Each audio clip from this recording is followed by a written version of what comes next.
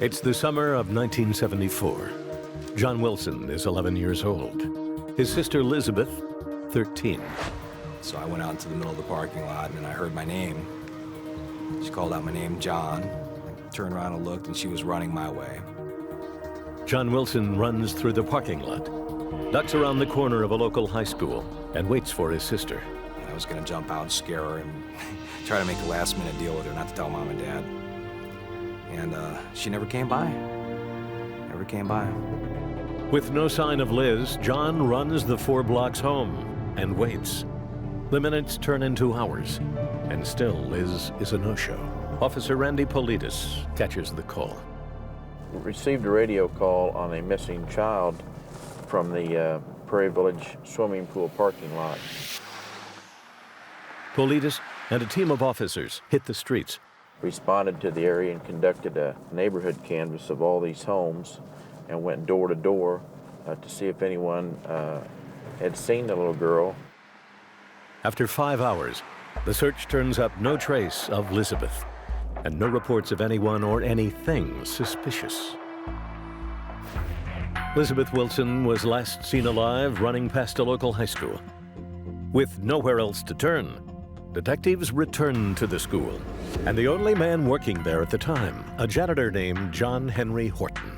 He's a person of extreme interest at the time, given the extensive amount of door-to-door canvass and investigation that was being conducted, and no one else had seen any other person in the area, and he had the job to put him right there where she was last seen. Horton's time card shows he punched out for a dinner break at 8 p.m. and didn't return until almost 11. He clocked out about 20 minutes after Liz Wilson is last seen. Well, that was the first serious red flag of the investigation, was the fact that he had not returned during that window of her disappearance. According to the overnight janitor, when Horton returned to work, he was shirtless and had fresh scratches on his back and arms. When detectives questioned Horton about his absence from work, he claims he went out to buy dinner and had some car trouble. His story is that his car broke down at a Milgram's grocery parking lot on 75th Street. We interviewed the employee there at the Milgram's, and this particular employee said there was nobody in that parking lot during that period of time. Horton's shaky alibi raises enough suspicion to merit a search warrant. When detectives pop the trunk on Horton's car, they get an eyeful. They pulled a lot of stuff out of the trunk of his car that was very questionable: sulfuric acid, chloroform, ether, butcher knife, some bags, and it just wasn't right, obviously. We all know in police work that chloroform in a rag, you put it over someone's face, you can render them incapacitated very quickly. And at that time, I was very concerned about the fact that we had a possible homicide on our hands. Horton tells police he stole the chloroform to get high, and the knife was a gift for his wife. Agents don't buy a word of his story. They have Horton pegged as a liar and a murderer. It's a theory that gets a boost when police talk to Beth Reichmeyer, a 15-year-old who describes an encounter she had with Horton on the same night Elizabeth disappeared. I had been over playing tennis at Prairie Village Pool, and I was walking home, and on my way, a gentleman stopped me. He's standing right here. He wanted me to stand on his shoulders to help him turn off the water. He said he'd been watering the trees, and he needs me to stand on his shoulders to help him turn off the water. And that just didn't sound right to me. Beth says she refused to help and walked on. It was like yesterday. When FBI agents revisit the school, they discover the water spigot is just 6 inches off the ground and suspect Horton was using that ruse to lure Beth into the school. In the weeks and months that follow, detectives pound the pavement, trying to forge a similar link between Horton and Liz Wilson.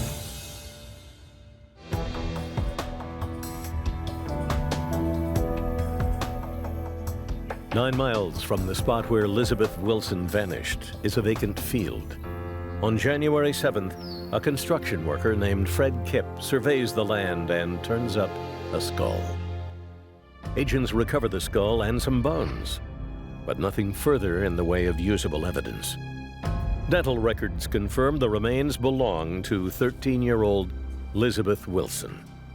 After 6 months, a family's worst fears become a reality.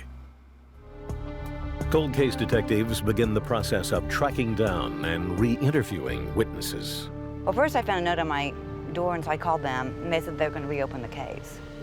In 1974, Beth Reichmeyer was just 15 years old when she told police that Horton approached her near the high school on the same night Liz disappeared.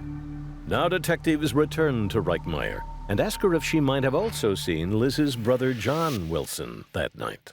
It was Horton first, and then as I got up around the front of the school, that's when John Wilson went running by. We were up towards the front of the doors, and he was out near the pillars. Reichmeyer's statements put Horton that much closer to Liz Wilson and the time she disappeared. Captain Dan Meyer is a specialist in forensic mapping and lays out a timeline for cold case detectives. Based on the evidence provided to me, I know that Beth is talking to John Horton and identifies the time of that encounter at 7:20 p.m. I then calculated the time that it would have taken them to reach the front door, and I know that Beth arrives at the front door of the school at 7:22. It's during that time that she sees young John Wilson run by her location. Based on my calculations, I know that just seconds prior to the 7:22 time, John had turned and saw his sister while she was continuing to run from this location. The final location that he saw his sister was only 175 feet, 13 to 17 seconds away from the location that John Horton was last seen, meaning he was the only one that had the opportunity for the abduction and was in the area at the time. Why it happened, how it happened. Horton agrees to sit down for questioning. For 2 hours, Courts digs. But Horton sticks to his denials and admits to nothing. Cold case detectives believe their case is as good as it's going to get and prepare to take their evidence to the DA. Then, another woman surfaces. Joy tells Agent Wilson that 2 months before Elizabeth disappeared, her neighbor, John Horton, offered to get her high. Krieger at the time was 14 years old. So we were just going to go to the golf course for what I thought was just smoke pot and get high.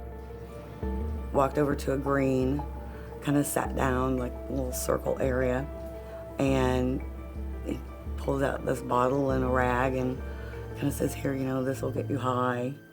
And I went like this, because that's what he told me to do, and I was like, no. And he said, no, go ahead, and I remember him putting his hand back up to mine. Joy inhaled the fumes and quickly blacked out. Sometime later, she woke up in a haze. I couldn't move at all, none whatsoever. But when I came to, it was like a foggy vision, but my pants were down. He had his fingers inside of me. He was kind of leaning up over me a little bit, but it's like I couldn't move, I couldn't say anything. Before she could do anything to stop Horton, Joy blacked out for a second time. I have no idea how I came to, but when I did, my pants were being pulled up and zipped. I kind of went out again. When I came to again, I remember sitting up and just violently throwing up.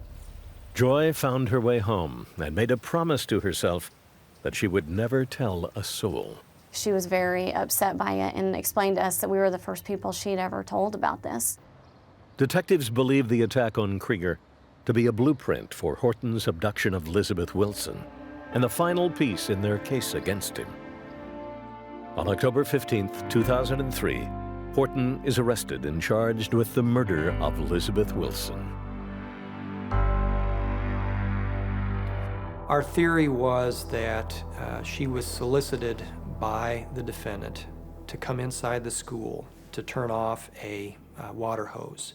He took her into a TV room inside the high school, had the chloroform with him at that time, had a knife with him at that time to threaten her in case she struggled or fought with him. And then he subdued her through the chloroform, rendered her unconscious, and then removed certain clothing for the purpose of fondling her. In the process of doing that, the chloroform, instead of rendering her unconscious, ended up killing her. After 6 days of testimony, the case goes to the jury. Just 2 hours later, they are back with a verdict. Guilty in the first degree. The look on his face when they announced guilty, it was priceless because he was stunned. And he For the family of Elizabeth Wilson, the verdict means justice. 30 years in the making. And a small bit of comfort for a brother who wonders how different things might have been. I often wonder how it would have been growing up with her in teenage years and getting old. But I'll see her again in heaven.